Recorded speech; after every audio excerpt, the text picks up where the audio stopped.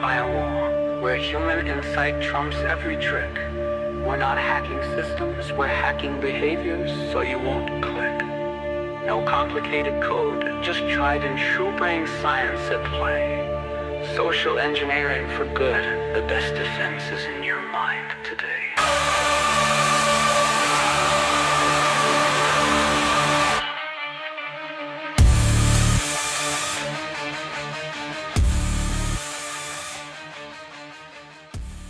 Welcome to Phishing for Answers. The opinions expressed here are solely those of the individuals involved and do not reflect the views of their employers. Get ready, because the next live episode of Phishing for Answers is starting right now with your host, Joshua Crumbaugh, the CEO of Phish Firewall. Psychology is the new firewall, where human insight trumps every trick. We're not hacking systems, we're hacking behavior so you won't click. All right. Hello and welcome to another episode of Phishing for Answers. Today I've got Arnaud Lucas with us, and he is from Cambridge Mobile Telematics. Arnaud, tell us a little bit about yourself. Sure. So as you can hear from my accent, right? Yeah, I'm originally from France, but I've been in the US for more than 26 years now. And so I'm currently based in the Boston area, so on the East Coast. I'm a CTO, VP of engineering. I've done different things over the years. And I like kind of to inspire like high growth, technology first organizations. I did that at TripAdvisor, I did that at Wayfair as well. I started as an engineer, very much with hands-on expertise in technology and architecture. But I've done plenty of technical innovation projects using AI, data, cloud technologies. I'm very much concerned about security because that's always a threat that exists in any organization at any level. So that's something that I deeply care about. And you could say that one of my superpowers, that seems like a very product thing to say, is to kind of bridge the gap between strategic ambition and technical execution. So be able to effectively deliver what companies actually want. And I'm passionate about technology. I'm passionate about building and scaling diverse, high-performing teams. And voila, that's me. That's awesome. So how'd you get into technology? What was the draw? It started a long time ago when I was 9. So not sure if you want to go that far, but ultimately, right, so when I was 9 years old, for Christmas, I asked my father, hey, I want a game console. And my father said no. And my father said, we're going to give you a computer instead. And at that time, it was a MO5. I think it was a French computer, personal computer. And so I was like, cool, your computers can run games. Sounds good to me. But then when I received the computer, I was like, where are the games? And my father went, Where are the games? Yeah, I remember having that same thought when I first got onto a computer myself, but continue. Yeah, so exactly. So I was like, wow, the games. And my father was like, well, if you want games, you have to code them. So I was like, okay. So I don't know if you remember, by the time we had this kind of typing listing thing, like in actual catalogs and stuff. And there was always a mistake in those things for some reason. It never worked. And so I started debugging those programs to make them work. And then kind of went from there and then started coding. And then, and then I took computer science classes in high school. Then I did computer science major and so on. So that's really how I got started, really from the coding side. Hey, I want to play games. For me, it was similar. It wasn't really as much about wanting to play games, but I wanted to know how things worked. And so just getting onto the computer, initially it was, well, how does this work? And then I ended up helping everybody. And then it was, well, why don't I just write an application to do all of this help for me so that I'm not constantly providing this tech support. And it just sort of went from there. But I know early on, the thing that just fascinated me was the internet. And how do we build these websites and these web applications? And I just thought it was the coolest thing in the world. I still do. I mean, and it still is. And look at all of the things that come from the internet almost daily. We still get new uses and incredible things that we're able to do with it. So yeah, it was that desire and I know wanting to know how things works leads to, well, how do you break them? And that, I guess, is how I ended up being a hacker. um so you spent a lot of time in development. Secure coding, well, it's barely something they teach now. It was certainly nothing that they taught back in the day. So talk to me about how you got exposed to cybersecurity. So when I moved to the Boston area, I actually worked for a company called Iron Mountain, which is a Boston-based company, and traditionally their business is paper archiving and paper shredding. But I worked for their digital division, which was focused on doing the same thing, but for digital assets. At that point, what I loved about Iron Mountain is that they were very concerned about, and part of that because they are very big customers, they are very concerned in making sure whatever they create is very reliable, while the quality is there, but also very safe. Because obviously, if because I was working on this next generation digital archives, and obviously those things were not safe, or those things were not reliable, then that's a big problem for the customers for Yeah. no reason. So, and they specifically hired somebody very security focused, and that person said, promoted the same thing that you're promoting, which is ultimately everybody in the company should care about security, especially the engineers, especially the software developers, right? Because at the end of the day, it actually doesn't take more time necessarily for you to code something unsecure versus something secure. It's more like a state of mind. Are you thinking about creating secure code versus not creating secure code? So back then, that person decided that it would be good to have to teach people about security.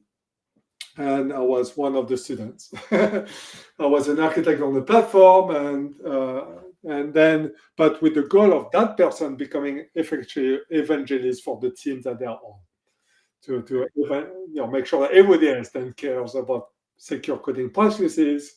So it's kind of a domino aspect or a pyramid scheme almost. So that I get to learn about security and security coding practices. I get to hack different systems and to understand what it means, obviously in a safeguarded environment. And then based on that, I can kind of talk intelligently with my peers about why some of the things that we're doing, it's important to do that a certain way. Right. So that's how I got started.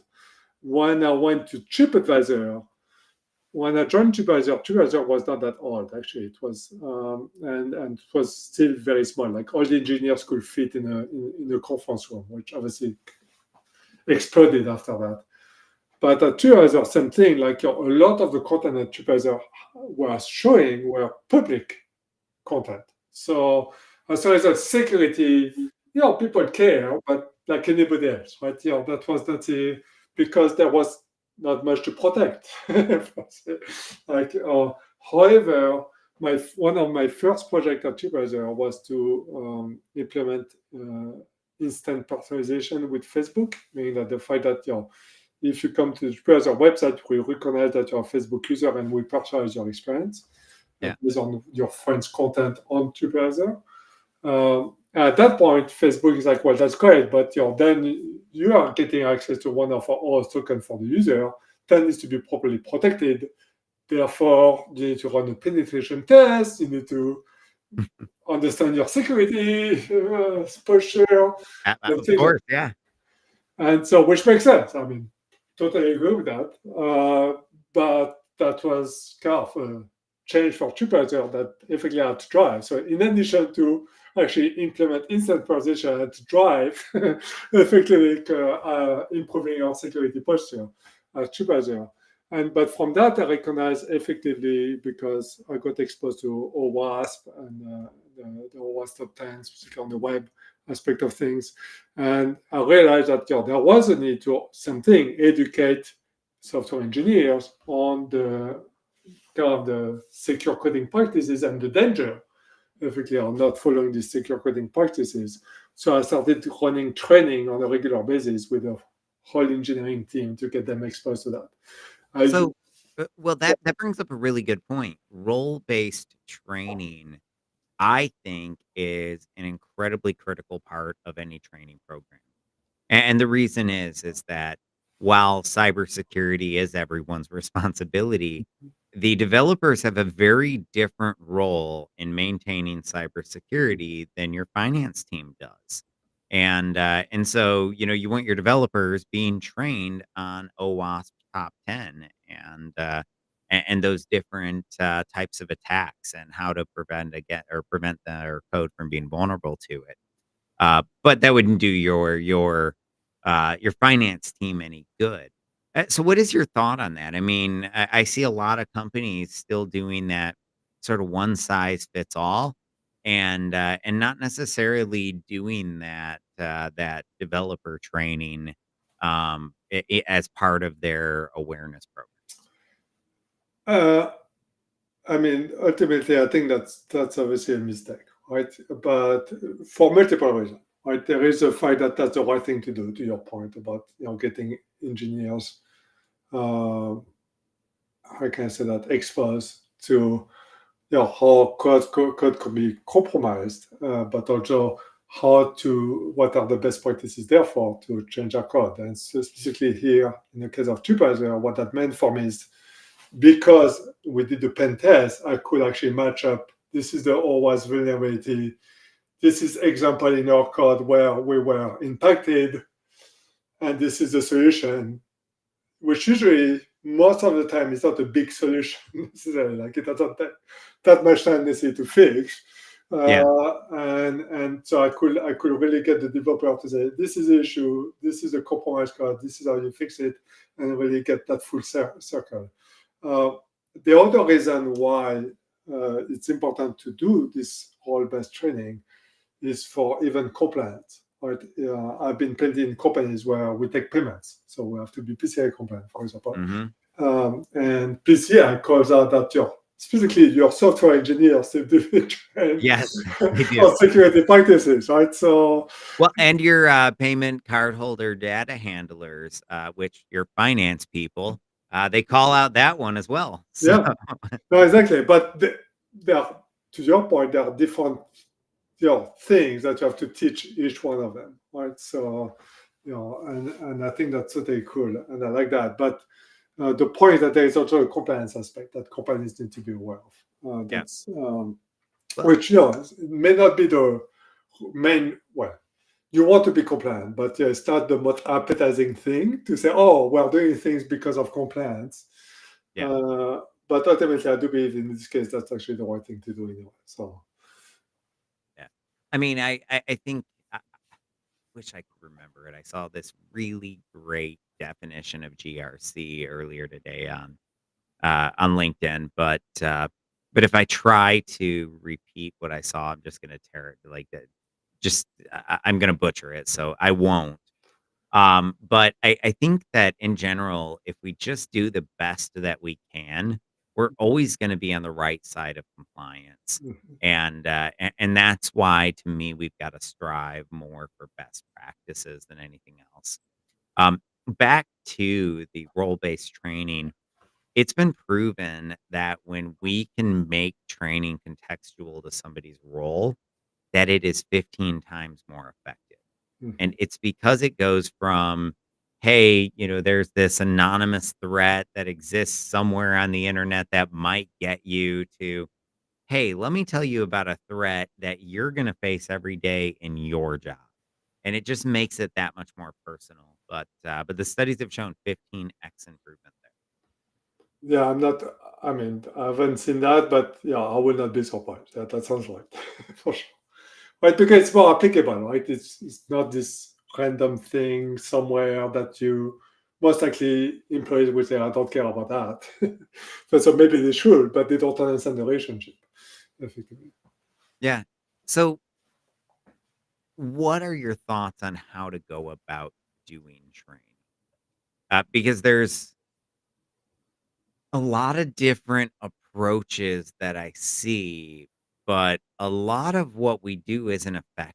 And so, what have you learned over the years to make those efforts more effective? So I think it depends on the person, but the way I learn is by doing. Right. So for me, that means two things. One is that if there is any like training more as an exercise, right? There are plenty of exercises we have done over the years to get people understanding security practices, but not by studying or books or by going through actual watching videos, or watching a conference call, but actually by doing, by exercising, not knowledge, but understanding even getting exposed to somebody to try to hack into their system and then trying to respond to that or something like that. Right. So I think it's very interesting. I think the more hands-on that you can do anywhere in training, the more effective it becomes. So I'm really big fan of doing. But it's a bigger time commitment, right? It's much easier, to be honest, to give like a 1 hour presentation than to organize an exercise where that could be the team will spend half a day kind of battling each other in some shape or form. So that's one way. The other way that I believe is more in creating your systems so that the easier thing to do is a secure way, if that makes sense. So meaning that you're putting things in place already from a tools, from a platform standpoint, from a process standpoint, you name it, where it's easier for you to do things securely than otherwise. And Yeah. not, people say that engineers are lazy. It's not that. They value their time, but also they value simplicity, right? And that's a very engineering thing. That's how you fish a developer, is that you just promise to save them time. Exactly. No matter, I mean, if you want them to click, that is the trick. Now, it has to be a fish specific to their tech stack, but that's not that hard to figure out these days, right? So you promise to save them time, and in my experience, that gets them to click. Um, it's interesting. I have noticed that that developers and salespeople tend to be about equally prone, but they don't click on the same things at all. Developers click on things that'll save them time. They click on operational, like that traditional spearfish. Whereas those salespeople, they click on anything social media. So the traditional Facebook fish, they're gonna click on that. So I found that interesting, just the differences in how different people are susceptible to attacks like that. Mm-hmm.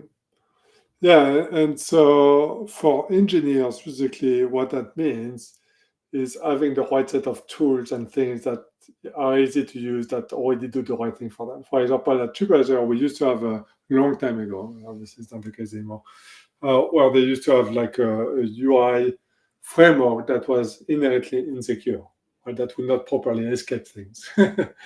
Which, as you know, is bad, because that means that you can all kind of trick Yeah. to do like to be, and you're vulnerable to excesses in some shape or form. So yes, you can keep on trying to find those things and fix those things, but usually you're playing catch up. Or you can Start with a framework that's secure from the ground up. exactly. You start with a framework that already escape everything by default, and if you want something not escape, then you have to put some kind of your special things that make it that so that you don't escape. And in that case, that's something you can actually flag when Yeah. the static analysis. So that's the difference, right? Well, So I think that can go beyond just development teams. I mean, I think that keeping things simple and making it to where it's easier to have security than to not is can go everywhere. Like, and I'll give you an example. Uh, we've recently deployed pass keys as a company. Now, initially, everyone was freaking out about it. But it's easier for everybody, and everyone likes it better than typing in their password because we have it tied to biometrics. And so now all of a sudden, I've got much, much better password security and or I guess, access control security. But it's easier for my people to access their accounts than it's ever been before. yeah, exactly. So it's exactly what you're mentioning, which is that you make it easier for them, and ultimately that makes it more secure. Like it's a Yeah. win-win, right? So But I think that should be the goal everywhere. I mean, for so long, cybersecurity was that thing that just got in the way. I mhm. mean, I hate to say it, but we weren't exactly the friendly department. It was, hey, you've got to do cybersecurity because we said so. And while there's a lot of value to gathering the troops and sitting down and talking through all of your vulnerabilities, I also think that um, I don't know. I lost my train of thought there completely. I'm sorry. No worries. But I see what you mean, right? It's if you focus on creating that foundation effectively, then you're going to have a much better security posture than trying to Yeah, fix it with processes and other things. yeah. What he said. What he said. I've joked. Okay, so one of the things that you mentioned was doing that hour-long class. And I think that there's a lot of value in doing things like that, particularly with more complex subjects. But what do you think about more short form content at a higher frequency? Like instead of having that 1 hour, what if you just have 1 minute every single week of the year devoted to cybersecurity? I think, to be honest, I've never tried like a 1 minute. I do. So, I mean, it depends how you want it to be ingested, right? Because nowadays, what is nice is for training to be on people's own schedule, Hmm. where I they agree. can click into it whenever they can. And obviously, if you want that to happen during business hour, which is usually what engineers would prefer as well, it means that especially for more busy people with lots of meetings, means that the content has to be shorter so that they can do that maybe in between two conversations and so on. So I really like that from that principle, right? It make it more efficient because people can say, oh, I can just do that quickly in between this. Uh, the question is more what kind of content will it be and how well can it be digested by the employees, right? So meaning that it's not just giving them content for the sake of content, it's actually that they are going to remember it, they are going to do something about it. And I think it's great if we can make it shorter. Yeah. And I agree with that. It's great that if we can make it available at any time so that people can do it whenever they have a minute so that it doesn't get in the way as much. But I think there is opportunity as well for people to be able to ask questions to get Yeah. answers. And usually that requires, or at least I've had better results when there is an actual like in-person discussion of some point or something, somebody to talk to. Uh, Kind of I love to use fishing out. vulnerability reports to enhance those conversations. Mhm. And hey, we're seeing a lot of injection vulnerabilities across our code. So for the next 8 weeks, we're going to talk about injection. And this week it's SQL injection. Next week it's LDAP injection. The next week it's XML injection. and just sort of going through different things like that. Mm-hmm. I think that it can help to keep it front of mind. And in my experience, it doesn't matter if we're talking about injection or password security.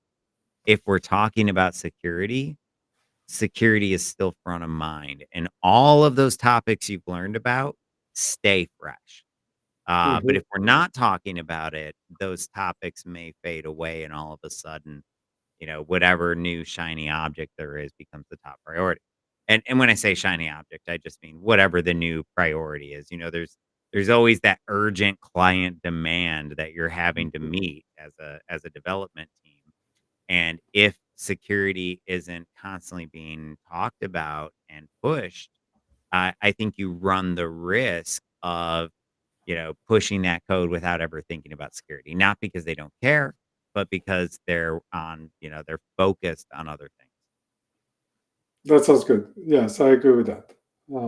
Yeah, it's to your point, it's a combination of make it easy for people, but also keeping it top of mind for people, and ultimately getting the indication that they need to do their job effectively. So Absolutely. So we have been seeing a lot of role specific phishing attacks that we assume are enabled through AI or these large language mhm. models. But what are you seeing targeting developers? For me, what I've seen target is more like the executives, because I got a few where people saying, "Oh, this is my CEO, and I need this from you," and or targeting HR, saying, "Hey, I need you to change my bank account for getting my paycheck." I get those all the time from my I mean, not really my employees. Don't worry, I don't think it's actually you. But about once a week, if not more, I get a text message and it'll be like, "Hey, this is whoever. Just wanted you to know I just changed my bank account. Can you get it updated for me?" Or I'll get an email and it's just I think that's a fascinating side of it, though, because everyone gets the fish that comes from the boss pretending to be the CEO, but so few people see the other side of it where, it's the email from the employee, Mhm. trying to target the CEO. But there's a lot of that too. Yeah, not only that, but I will argue as well as that I haven't seen this as specific things for engineers, but what I've seen is much more targeted to specific people. And Makes for sense. now it's like text, but I know some friends like they got calls from people that seems to have the voice of whoever is calling, Oh, and wow. telling them, hey, you need to do this, and usually obviously they make it so that it's a dramatic situation so that people don't really think too hard about it. So um, so you know people that have already seen or rather mhm. heard, deep fakes. Yes, exactly. So I have a friend that got targeted like that. So and for me that's kind of I want to see the future. Maybe that the text message will become something much more sophisticated Oh, that yeah. will look much more It's gonna professional. get so much worse. Uh-huh. So I'm not looking forward to that. But I also know that there's the technology exists. So that's just it's just to get down on the list to the point that I become a target, or anybody else in the organization is becoming a target. Effectively, it's just a question of time. So Yeah. and the point with that is that I think it goes through.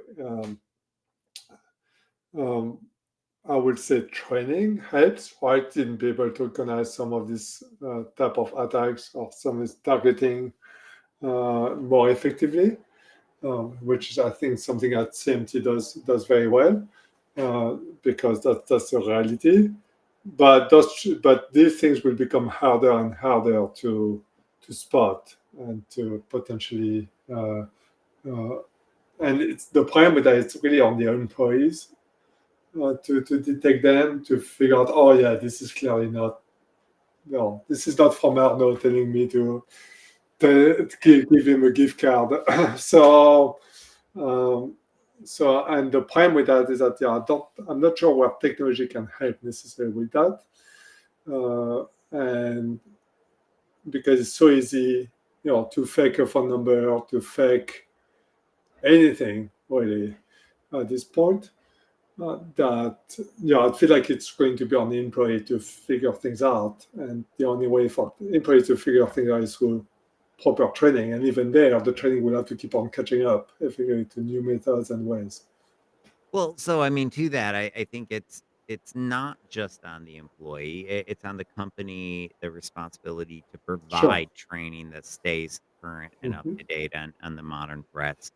But the other area that I think is on the company is to provide that employee with a really good framework. I believe it's process and procedure that protects us from deep fake attacks more so than any technology ever will. Hmm. And Yeah. and that's low tech, checking out a band, calling, texting, emailing, whatever it happens to be, but using out of band communications methods to validate it. Having multiple people sign off on things, sort of like the two keys Hmm. to enable the nuclear weapon type thing. So I really do think that we're gonna have to get tight around our process, our procedure, and our training, because when we don't, that could be $1 million like that, and we've seen Hmm. it a bunch of times through business email compromise attacks where, they get massive amounts of money because they get in the middle of a wire. Well, what if they can trick people now? And in Hong Kong, it was $10 million. I've heard of a bunch of these similar to what you said, where they haven't been massive dollar amounts, but it's only a matter of time before we see some massive, like really, really big losses as a result of people. I agree in terms of process, but in the situation where you're able to push the employee towards like your sense of urgency, the employee, even if the employee is aware of the processes, may decide to forgo these processes for whatever reason. Well, I mean, I So, think that's part of the reason culture is so important when building out a security awareness program. Because if that employee is afraid to say, "No, I need to validate this. This doesn't sound right. I want to make sure it's actually my CFO," then they're going to have those losses. That employee has to be empowered, and I think that starts with culture. That yeah. starts with a CEO that says, "You are welcome to question us on a wire before it goes out," or a CFO that says that. So I do think how we think about these things and approach them and culturize what we're going to do when these happen. Mhm. I think that's really critical, and we've got to be thinking about how do we want our teams to react. Yeah, totally agree. Like, there is a cultural aspect for sure. Where people should feel confident that they can question and double check Yeah. things. So I agree with that. Well, and we saw the recent social engineering in the open source community.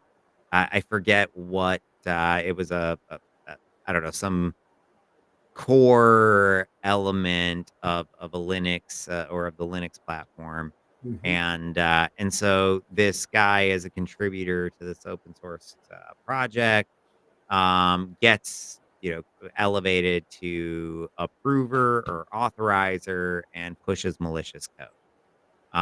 Spent 5 years working on that plan.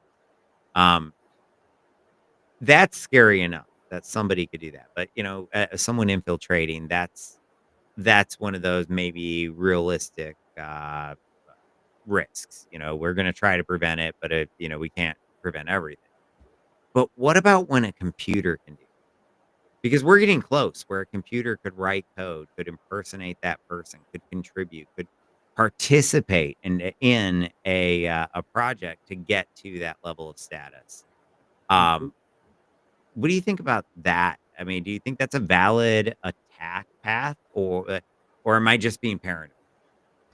Well, I think it's not the case yet. I think what you're mentioning is the notion of agentic or something like that, where not only you ask something like a Gen AI about something, but your Gen AI very quickly is able to take action based on its own thinking. Well, I want to say thinking, but Gen AI doesn't think; it forecasts. So it's but based on its own deductions, but can able to take its own action without having any human intervention in the middle, right? That's what we're going to effectively. For now, the way that I've been seeing Gen AI used effectively is more Gen AI as a tool for humans to use to improve their own productivity or their own Agree. ability to do things. But the big move is that towards this, having these agents, right? Where potentially then that AI could just based on what it sees or based on what is being the data is being prompted with, makes a determination. For example, a customer says, "Hey, I bought this ticket here. I need to get a refund. This is why, blah, blah, blah." And AI saying, "Yeah, okay, I'm going to give you a refund," and then triggers an actual refund to that person, even though potentially that person is committing fraud. Right? So, because. So I agree. We're not there yet, but a lot of the experts are saying they think we'll get there in 2025, where agents will enter the workforce. Yes. Maybe not as senior developers initially, but certainly as junior developers. Mhm. And so I know it's not there yet, but I do worry about a world where a computer, I guess a rogue AI, if you will, can social engineer us at a level we haven't considered in the past. I'm not worried about the rogue AI. Or let's just say that if there is a rogue When I AI, say rogue AI, I don't really mean rogue AI. I mean like an AI developed by exactly, a criminal organization. exactly. So it's more an AI that effectively there is I call them a bad human behind that effectively created a bad AI, and then is able somehow to be part of somehow to cause problem. Yeah. And I mean that's very possible. The Both from an external, I mean, the problem is right now what we have seen is more from an external standpoint, right? The Gen AI kind of knocking at everybody's door effectively and hoping that one of them opens. But the point there is that could also be as we evolve the technology, that could also be an internal threat, within the company, Yeah. right? So through tools, through other aspects where we introduce something that we don't fully understand, directly or indirectly, that can cause these kind of issues. And yes, that's very possible as well. I think same thing, like how do you prevent that? I think companies need to be very careful, just like they have always been, about what they install in their own ecosystem. That's always step number one, right? Is to be very careful and aware of what systems are being installed on every system in the organization, including your own laptop that you're using for work, or even Oh, the come on. network. I can't just install whatever I want. I learned the hard way that I cannot do that. Yeah, and I'm not planning to.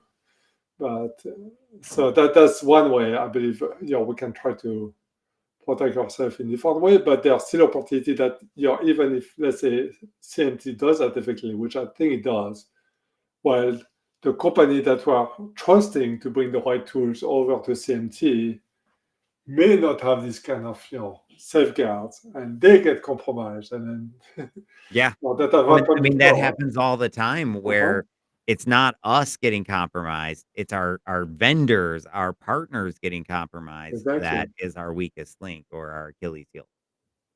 Exactly. So that's, and same thing with the bad AI is not different than having a bad tool. Yeah, But that potentially will allow it to do much more. absolutely. uh, Well, that's the point.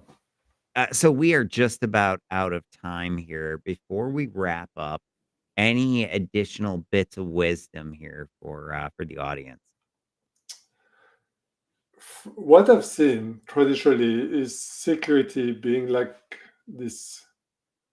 I mean, and we touch on that, right? Being this kind of demanding beast that's It kind of certainly has. fits outside of what we should care about, but yet we have to comply for different shape or form. And I think we talk about that, right? We talk about best practices. We talk about having the tools that do the right thing in the first place.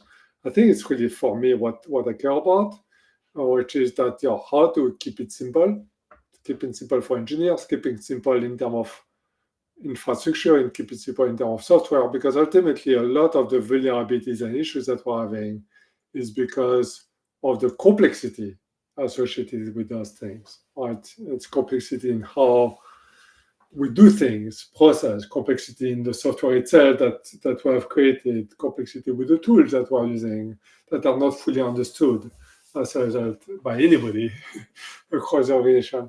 And so there is notion of keeping it simple that I think can go a long way if companies prioritize that.